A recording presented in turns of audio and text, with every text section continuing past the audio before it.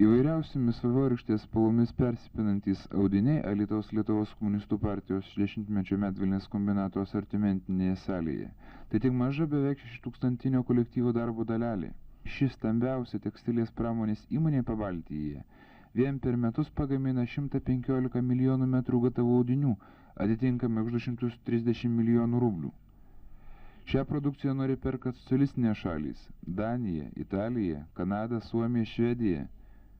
Krabingos sukakties proga ir mes kartu įžengėme į naujas erdves įmonės muziejaus patalpas, kur surinkta visa medvilnės kombinato istorija, nuo pirmųjų statybų iki šiandienos. Direktorių, ekspozicija didelė, bet koks eksponatas jums pats brangiausias, pats mieliausias? Šiandienas turbūt pats maloniausias eksponatas kitas yra šitas. Tai čia yra duomenys nuo to, kaip mes pradėjome kombinatą, pradėjom gaminti produkciją nuo to laiko po statybų, ilgų statybų. Ir kaip atrodo šiandieną, tai pirmieji žmonės, kurie pradėjo gaminti audinius, kurie dabar gamina. Muziejai randasi visi, kurie šiuo metu gamina Lietuvai, gamina Sąjungai, gamina kitoms pasaulio šalims. Ypatingai šiandien džiugi diena tai, kad švenčiame žmonių jubiliejų, kurie jau 20 ir daugiau metų dirba kombinate. Tai yra nuo pirmosios darbo dienos kombinate. O tokių žmonių beveik 400. Trumpa prognozė, kaip atrodys kombinatas už 5 metų, kada švęsite jau tikrai jubiliejų, 4 amžiaus. Įmonė vertina tada, kaip jinai pasiekė tarptautinį lygį.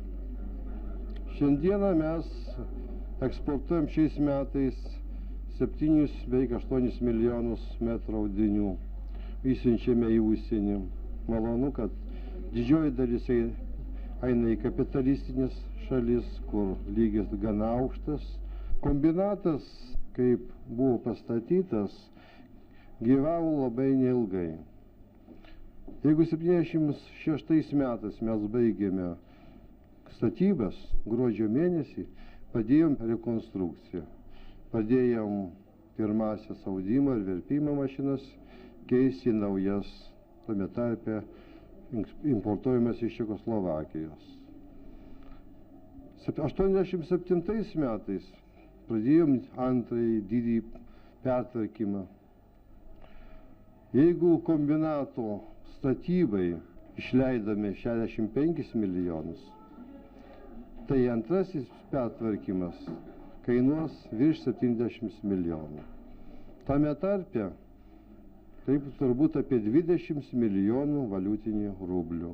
Turime su naujai gaminama produkcija taupyti valiutą, gaminti tokius audinius, kuriuos šiandieną užperka Sąjunga iš kapitalistinių šalių už laisvai konvertuojamą valiutą. Užduotis eksportuoti minimum 30%.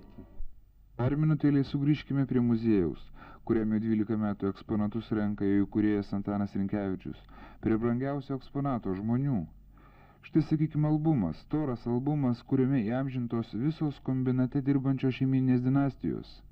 Jų daug, labai daug, ir kasmet čia atsiranda nauji įrašai, naujos pavardės.